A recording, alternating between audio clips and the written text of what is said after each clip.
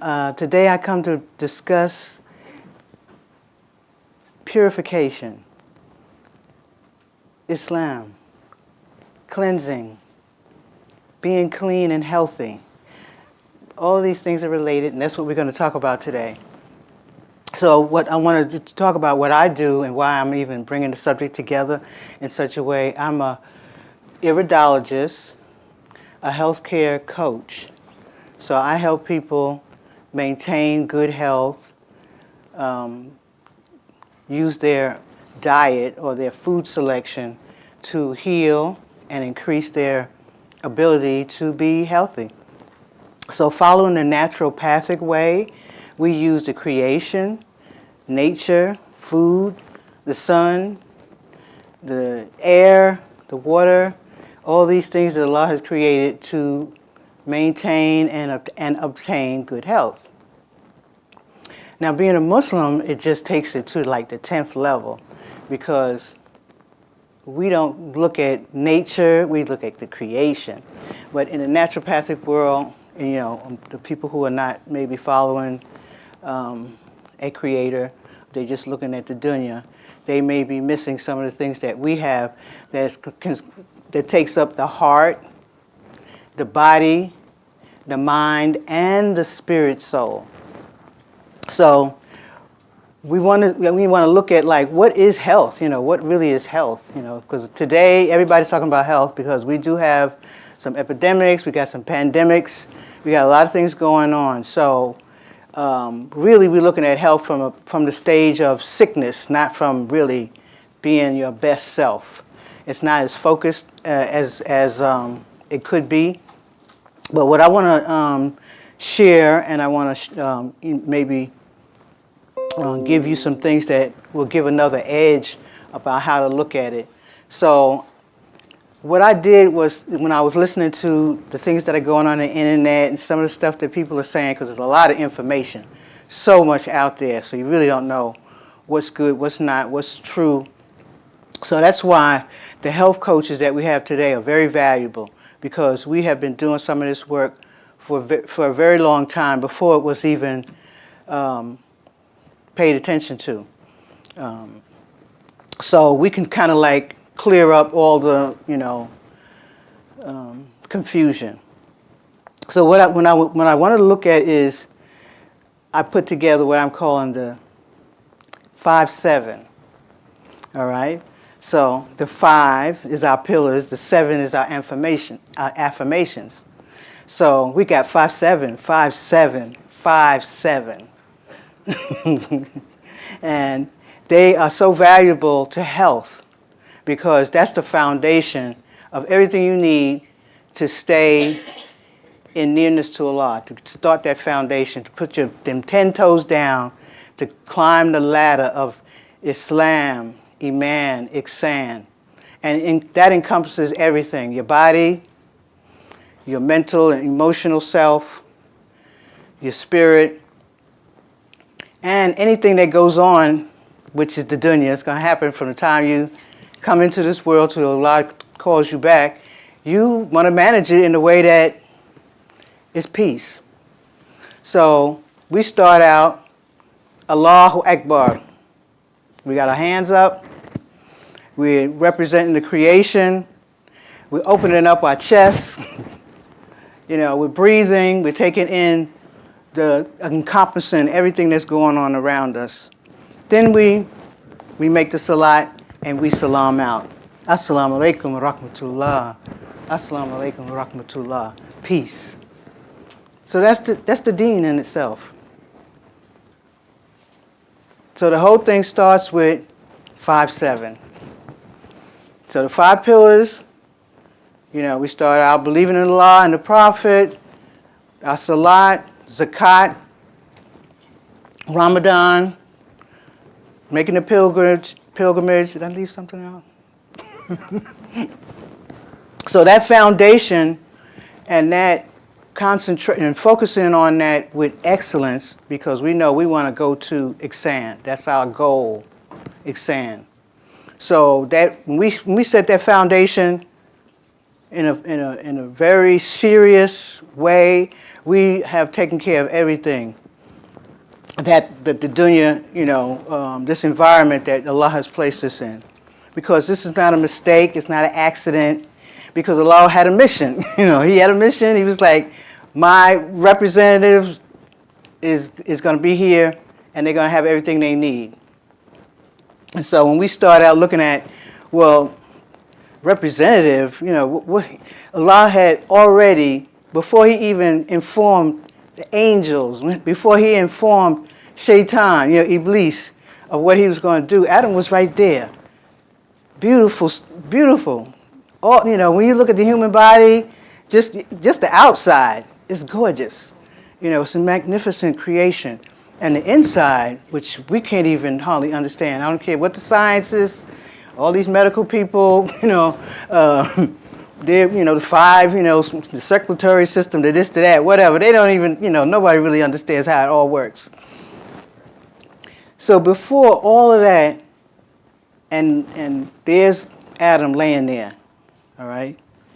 And then the last, he have his conversation with the angels and with Iblis, what he get, he's fixing to do. He said, go ahead, prostrate to my new creation. And everybody was like, wait a minute, hold up. The angels was like, are you really going to do this? Because it looked like, it's going to be some trouble. It looked like some trouble going down. And Iblis is like, that low down, dirty son of a whoever, not me. I'm not doing that. But already the plan was made for us to be on this space, handling things, taking care of business. That's our that's our assignment. Okay, if we want to look at it like that. So fast forward now, we got the prophet even after Adam and all the prophets in between. We have the completion of Allah's plan to be our model of how we're going to handle, which is really, we're at an advantage if we look at our, people before us. We're at a very great advantage because everything that you need to know about the smallest to the most complicated life of the human being has been modeled for us already. And even we've been given instructions and also room to work those instructions. And we have many examples of problems that we're having that's not new. And so we can follow those examples and have that assalamu alaikum rahmatullah, assalamu alaikum rahmatullah, because that's what we want. We want the peace, right? So this peace, it comes with some work that we have to do. We have to do some work for this peace. And the work is not hard, it's just what comes with the territory, as we say, And we have a duty to Allah, and He gives us a way to have the duality is so beautiful. We can glorify Allah, and enjoy this dunya like the next minute it's over. And then at the same time, we can enjoy the dunya as if we're going to live forever. But we have to do both. But we've been given an example. We don't got to figure it out because that would be disastrous. Because we see how that's going now. Everybody trying to, figure it out. Excuse me just a moment.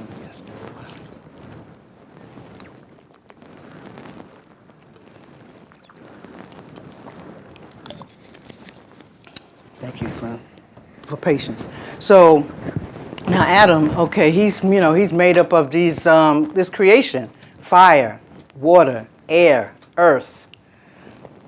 And this was, this will Allah put together. So we have a temperament, this is that fire. We cry, we perspire. There's the water. The flesh itself is the earth.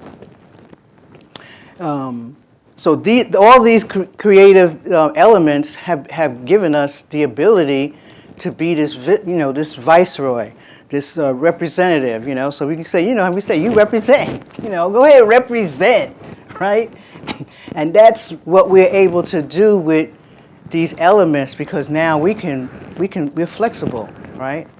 And we can see how the attributes of Allah have been given to mankind with these elements. If we just look at some of the talented people we see around us, doing things like, how did they make that move, And not only looking at just the physical, but even intellectually, And this is what's so beautiful about and I'm going to use the word beauty because Allah is beautiful. So everything that we see that He does and that's around us that we can appreciate is beauty. And so the ability to have an intellect and a physical body that matches it is just, there's no other creation that we see even around us that we have not discovered that has been given such a gift. So in the health, again, we're looking at health, which is just moral, physical being that's at its best operation. So when you have these tools that we have, the salat, because we have to be engaged, the body has to be engaged in some type of format to keep it glorifying God. Because the glorification of God means good health, means you're in balance. There's nothing that's going to come and draw you out of the way, because that's what Shaitan wanted to happen. That was his plan. That was his assignment, when he became rebellious, was to make sure that this creation of Allah was not going to be on course. It was going to be off the path. And so Allah gave us what we needed to struggle because it's a struggle, it's a fight. And that's what increases us to our elevation. That's what allows us to elevate. And because the elevation that we want is a spiritual elevation, is an elevation, in a position near to Allah. And this is what motivates us to make sure we got that wudu, in the good wudu. Not the fast one, there's some water, and the perfected, that we have our timing, that we know when the slot's in, and that we're close to it. And when we think about everything we're doing, Islam is the front, not behind. And that takes a lot of practice, especially in our environment. But the more challenges Allah give you, the more blessings that come with it. So we're in a good place. And when I look at, I'm talking to, my people, African Americans. We've been through some similar challenges over the centuries. We are. I'm gonna say we got some, some special stuff going on, because I think we passed some tests. And so now we're here to really be tested, with what we've been tested with: faith, forbearance, seeing, not, faith, believing in God under all kind of circumstances, So we have some gifts that Islam, that we can use to make this deen, a part of help us elevate, our resiliency, and our love for God. We just know that there's a God from what the test that we've been through. So what I wanted to do with this, what I've said so far, is to show you how in the naturopathic world, what we do is we take the sun, the air, the food, the herbs, exercise, and even knowledge to make a way for people to manage their lives. So let's say somebody have a problem with exhaustion. They don't have enough energy. So we would look at what is their life, what's happening in their life. we don't go to what you're eating because we already know we all eat the same stuff basically, And the best thing we can do is grow our own foods. That's like on today's top of today's list.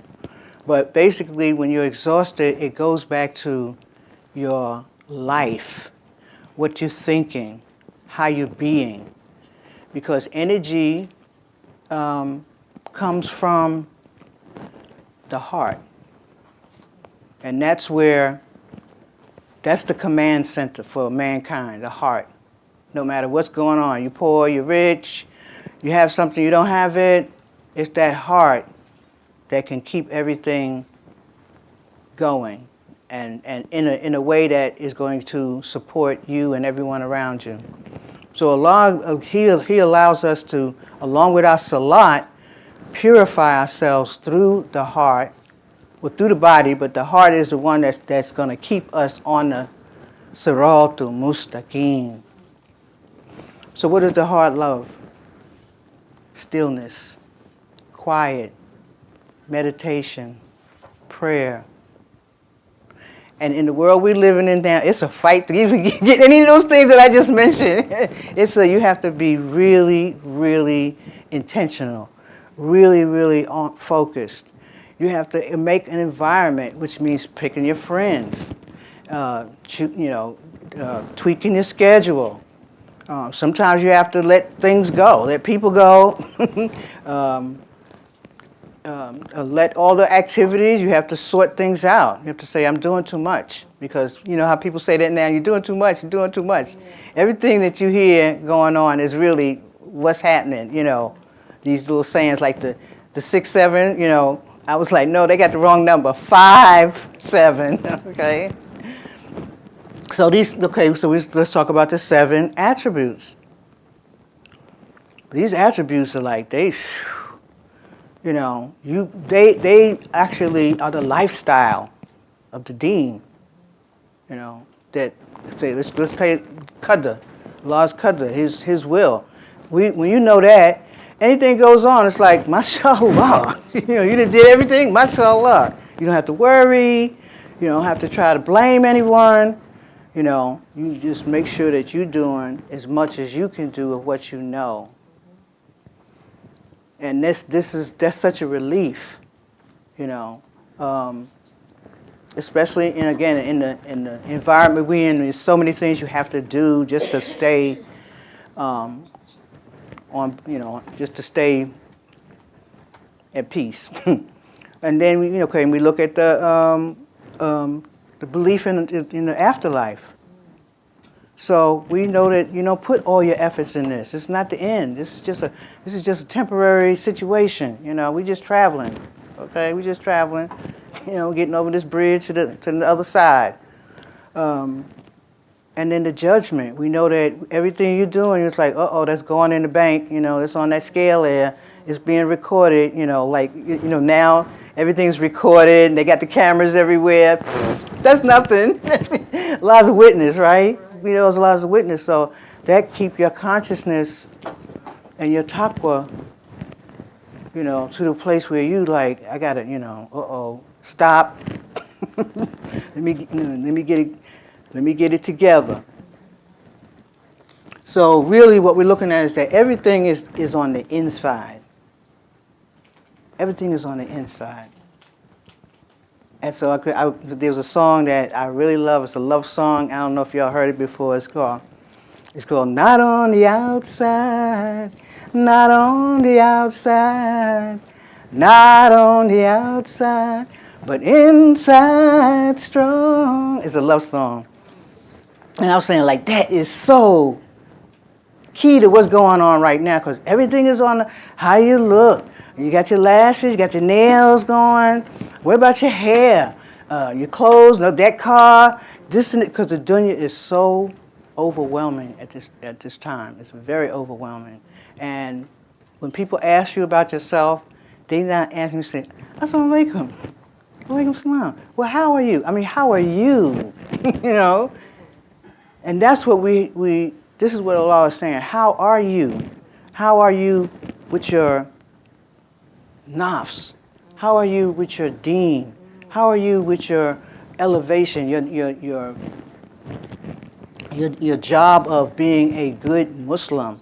How are you with your humility? And that's what we want to do, because that's going to bring us together. That's how we're going to support each other. That's how we're going to see each other, who you really are. And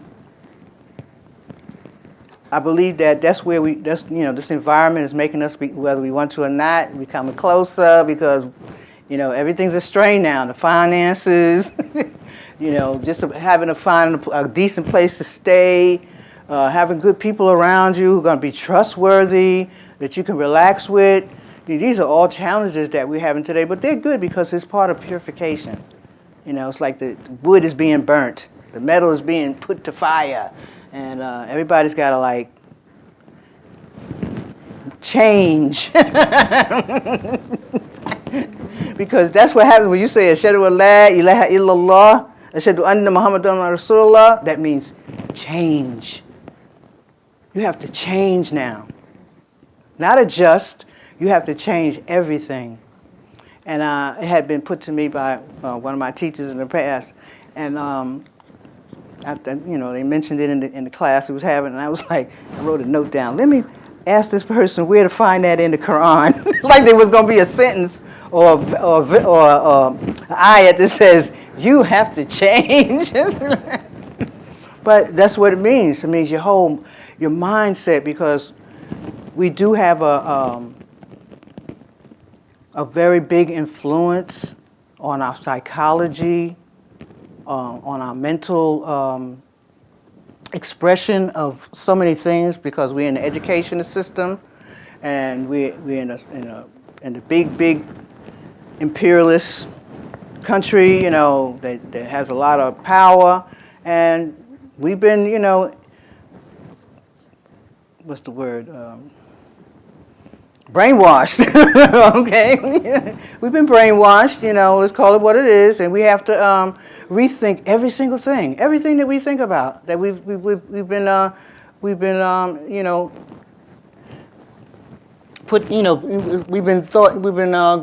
groomed with. We have to really rethink it, and so that's part of the bathing. That's part of the bath. That's part of the shower. That's part of the cleansing that has to go on. So I wanted to talk about this being an art. The worship that we do is an art, and they call it the art of worship. Because again, Allah He's given us the ability to really enjoy all these attributes that He has in the dunya, but at the same time, He wants us to, focus on glorifying Him and our Prophet Sallallahu Alaihi Wasallam, who is, because many of us see him as if he is still living. He's not a dead prophet.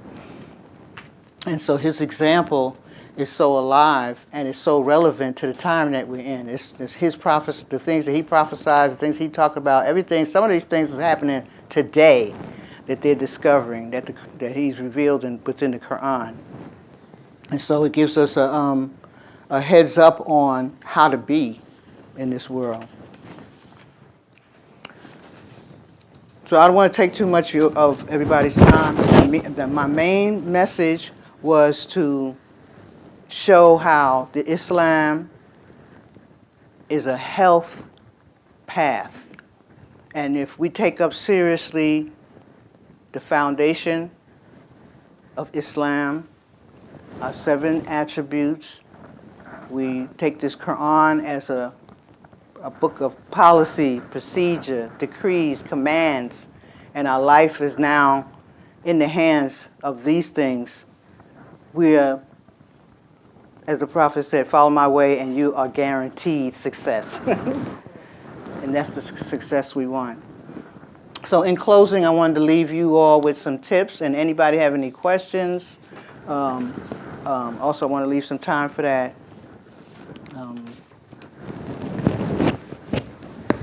The tips that I had, these are, some just tips for eating and living and trying to be healthy.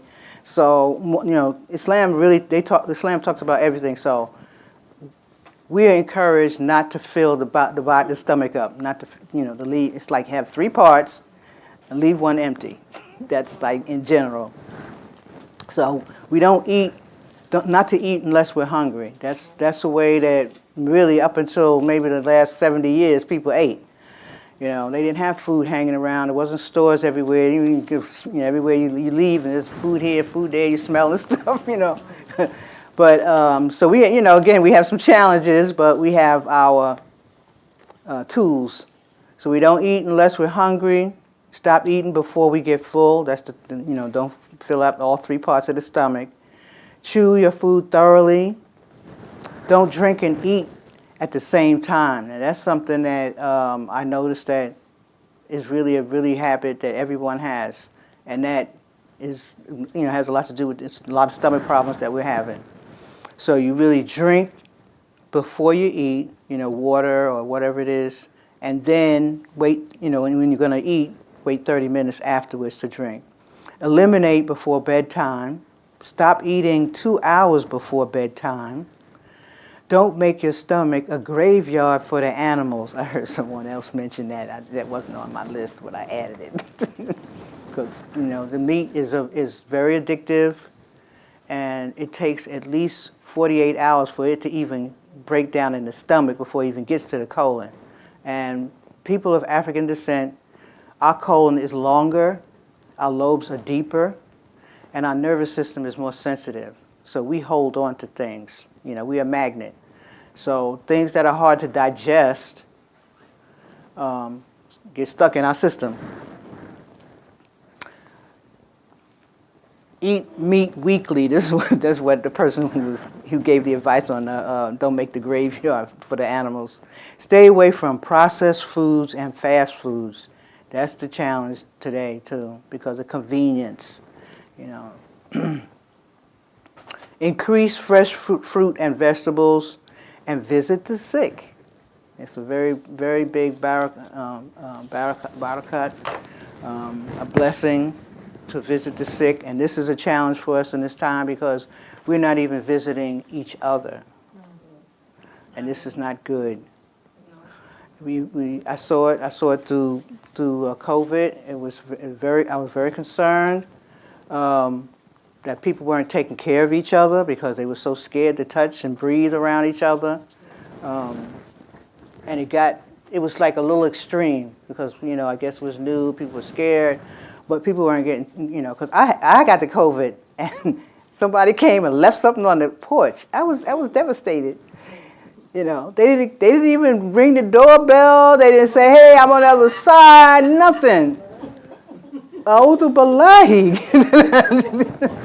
But this is not good. We have to figure, with all that we have, we live in a time with all these, stuff at the drugstore, this, that, the other. We have access to things. There's ways that we can handle each other no matter what is going on, because this is not the first time that the human being has faced these type of challenges.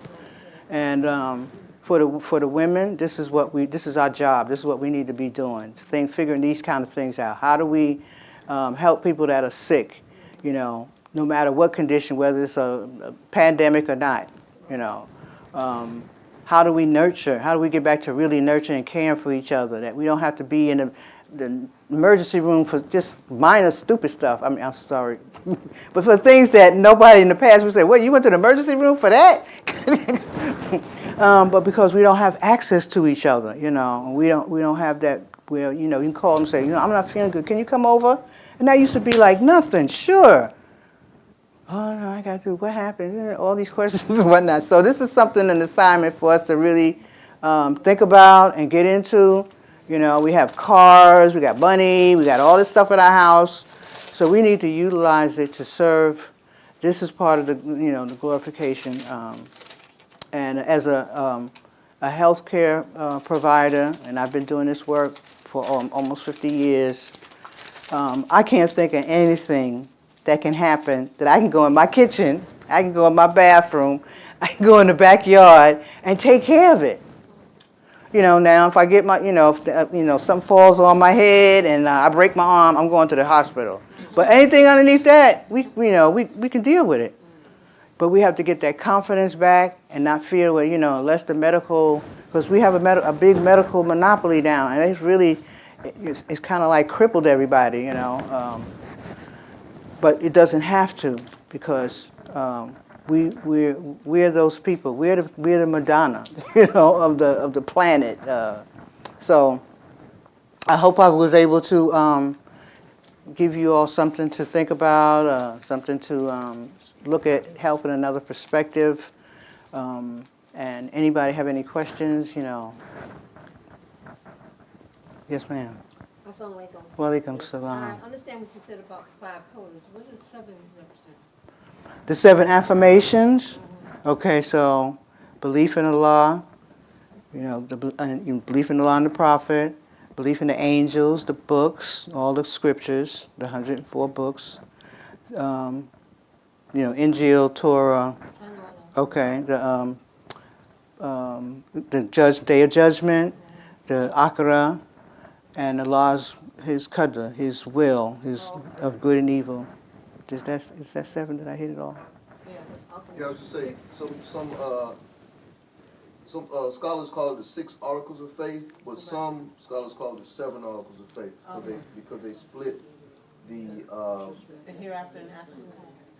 they separate the day of judgment and the day of resurrection. Okay, yeah. Mm-hmm. To make it 7. I got you. Okay, thank you. Okay. Oh yeah, because I did, when you did the class, you just said 6, and I said, what about the Akhira? But this is our foundation, and you know how the Christians have the 10 Commandments, right? So we have the 10 qualities of the straight path, which is a very good, and that's one I left out. If y'all have a minute, I want to share that with you, because that is very, very excellent for following a lifestyle. This comes out of Surah 6, 150 to 153. Hold on, Surah 6. Mm-hmm. 150. Yeah, Al-An'am. Okay. And then, okay, so what I did, I just, instead of, reading it from the Quran, I just made it, yeah. So follow those who don't follow those who treat our signs and our revelation, who don't believe in Allah and the last day. Who don't believe in the scriptures. Don't follow those people. That's the first one. Join not partners with Allah. Don't worship material world, people, or ill-mannered ways. Be good to your parents. That's the third one. Don't kill your children for poverty or want. So, this is how we feel about abortion. This is how Allah feels about abortion. He's discouraging it. You don't like that. Stay away from lewdness and shameful acts, either open or hidden. Take no life which Allah has made sacred except by way of justice. And then I did write, the Quran says, this He commands you that you may have wisdom. The 7th thing was, do not approach the wealth of the orphan except that what will improve it. Give full measure and weight in justice. So this is how we handle business and everything. Don't cheat or steal or lie. That's what I just put in parentheses. Then Allah says, no burden do we place on any soul but that which it can bear. And if you give your word, speak and do justice, even if it's your relative. So this is when you say what is good, or keep quiet. Don't gossip. Fulfill the covenant of Allah, obligations and of the believers. So that's the 5-7. That's what I concluded. So these 10 are really inside of that first stage of Islam that we enter into. If we want to look at it as, that being top, repentance, this straight path of these 10 things, and taqwa, having fear of Allah. That's that foundation that we set up in the beginning that allows us to go to Iman and Ihsan.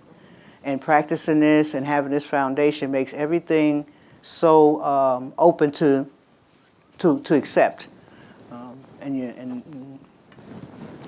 So that's all I wanted to contribute. So I hope I've haven't bored you all and found something interesting, and we have something to work with. Thank you. Alhamdulillah, Rabbil Alameen. Thank you for being here. You're welcome. Sister Nia, thank you for being here. Really Alhamdulillah. enjoyed your talk and Alhamdulillah. your information that you're sharing with us Alhamdulillah. on how we can, do for ourselves and care for ourselves. And others. And others. Okay, and others. Alhamdulillah. And actually, when you spoke about, how we now, a lot of us,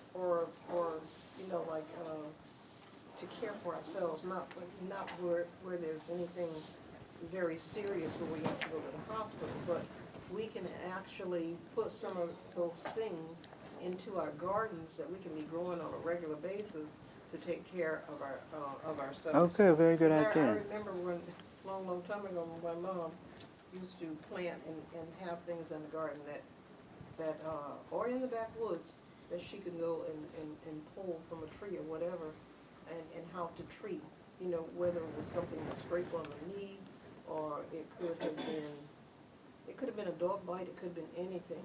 But a lot of things are just, they knew how to use and take care of their families with different situations or illnesses or, scrapes and burns. Exactly, the plants that you can use for teas and salves and all this kind of stuff. And that's what Aura does. She's very good. I don't know how much y'all know about her talents. She can make the salves and the herbal teas that are specific for things like what you're saying, Right. for immune system, for boost, for energy, and it's very affordable and it's accessible, and this is what we should be, having out front, these things. Because I wanted her and I to do, some things with, like a workshop. Yeah. She wanted to come and do a presentation of the fire apple cider that she did over at Bakery Oh, okay. Library about several weeks ago. It was excellent. And I've been drinking the tonic ever since. And it does give you energy. One of them had Okay. cure for at least a minimum of 4 weeks. Our 4 weeks was up on the 23rd of this month. Oh. He said, but you could let it sit a little longer, and you just shake it up every day, And she went through the whole process with us to make it. She had all the ingredients out there, and we chopped them up and everything, and put them in the mason jars. And then she gave us some of it that she had already had let cure and taste that same day that she did it. She wanted to come and do a presentation here at the National. Well, we've already asked her, she's already agreed to. Oh, okay, good. Service, Excellent. and I also, she's agreed to possibly do a Talene as well, so we're all, and if anybody else is interested and they, have a solid, they're prepared, you just let us know. I'm drinking it every day. Okay, all right. So if anybody's interested in iridology, that's what I do. Explain what that is. Iridology is the science of seeing the whole body through the iris of the eyes. It's like a, internal x-ray. So, again, Allah's made this body such, so you can, the palm of the hands, the face, the feet, you can read the body. But the iris is like it's like a clock, and so the organs of the body are seen in different parts of that 12, 3, 6, 9 in those spaces. And you can see what's going on in what stage it is. Because just like you see the darts, if you've seen a dartboard and it has the different circles, so the closer to the pupil that things are, wherever you're seeing, whatever you're looking at, what organ is, that shows if it's in a really serious situation. It may be acute if it's around the edges, the circumference. So this science has been around since really, Imhotep used this, it's really an ancient science. And in America, it was used in before the medical system, the common doctor used iridology.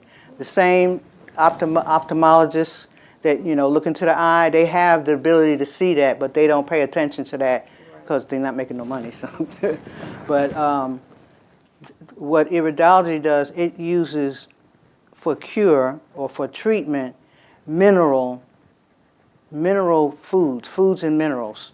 So they're matched. So like for instance, the pancreas, it needs particular minerals. So then we would say, okay, this organ is weak, so these are the minerals that you need to eat. These are the foods that match the mineral.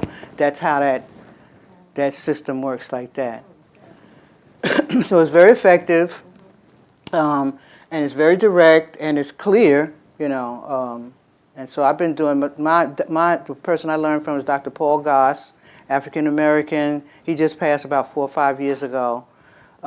He learned from Alabama, 2 herbalists, and he was a master herbologist. He has a place in Compton, California, a health food store, and the CKLS and all those herbs. He has a line of herbs, very good. And so he's an iridologist, master iridologist. That's where I learned from him, and he's been doing that. So we have a few people that are still. There's a young lady. She just moved to Atlanta. She's out of Virginia. She does the iridology. She's very good, very good. She does it, especially her specialty with children. Yeah, that's a sister in Newport News also. Oh, okay. Oh, and there's another brother who comes here that they introduced me to. Seda and what's the sister who? No, she said it's Dr. Hakeem out of, I think it's Greensboro as well. He does iridology? Yes. I'm not sure, but Sister Khadijah, used to come here. It's another Dr. Hakeem. No, iridology. I'm talking about.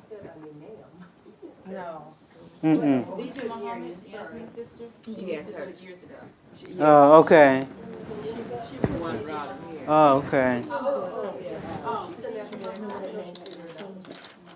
No, I know she's not a doctor. She brought a doctor The here. one who's a doula, Dr. Hakeem. Aura, the one who's a doula, she's a doula too. Right? I don't know. I wasn't talking about. I was talking about iridologists. Yeah, but I'm talking about Aura, the sister that you met. Yeah. Oh, Aura. He said that we didn't know a lot about. Yeah, she's a doula also. Yeah, I was just making sure we made that connection because she's been around here for years. She just referred, I think. But she- Yeah, I've been knowing her for years. She's in the same community. We're in the same community with the holistic health. So I've been but I was trying to just share that. I don't know how much everybody knows what she does, not just to do it, but her talents with salves and she can herbs and whatnot. And she actually anybody got arthritis, pain. She puts together those potents, the potions that really, really work. You don't have to go to the drugstore and get all this whatever they got. She got it, and it's usually essential oils and some nice wax, beeswax or something like that. That's gonna. I have a lot of her products. We've purchased her products from the past. Oh, okay, all right. Yeah, she's been around for a long time. She's back and forth, but yeah. Like, that's the, I was just, yeah, we're just trying to make sure it's the same one. Oh, okay. Sorry. Maybe it was me. Yeah. Okay. Excellent. All right. Well, thank you, y'all. Okay. Everybody have a good Sunday. All right. Assalamu alaikum.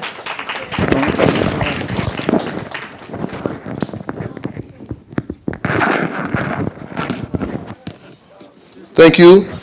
And so sometimes I have emails and lists and things.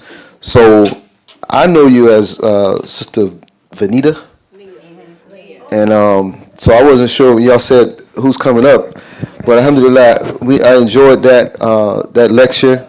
Alhamdulillah that everyone got benefit from it. So I want to just, if we have any announcements, January is closely approaching.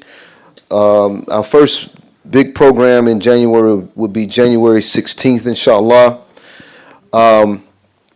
Faith in Action is the name of the program. We will have a guest khatib for Jummah on that Friday. His name is Dr. Jamel Coy Hudson, and he'll be giving the khutbah and also a Friday evening lecture at 6 o'clock. This is January 16th. The Jummah will be Dr. Jamel Coy Hudson, and then he'll be giving a lecture at that evening at 6 o'clock, Faith in Action, and it will also be in alignment with the Charlotte Muslim Caucus. The Saturday after that is going to be at ISGC. We have Sean King is coming to town for a fundraiser over at ISGC. The fundraiser is for Sudan and Gaza. And there's a lineup of imams and teachers that will be there as well. And I'm encouraging, because Dr. Coy Hudson will be there as one of the guest speakers as well. So I'm encouraging us to support both events. We're having him for Jummah, and then we'll go support the program that is at ISGC on Saturday, inshallah. We're having them that afternoon as well? 6 o'clock that after, yes, 6 o'clock that afternoon. After Jummah, that evening, we will have Dr. Coy Hudson here for a lecture as well. I did say that. I think I did. Yeah. So that's in January, and we are going to make an announcement. January. What date did we say? January 4th. Yes. January 4th. The announcement is going to be put out for the Time to Be Grateful interest meeting for us to start getting to work with the planning. So look for those announcements. So we'll have an email sent out and remind people we'll have an interest meeting for that in the first week of January, inshallah. Yes, ma'am. Assalamualaikum. January, this Saturday is the first Saturday of the month, so that's January the 3rd, and service will have its monthly in-person meeting.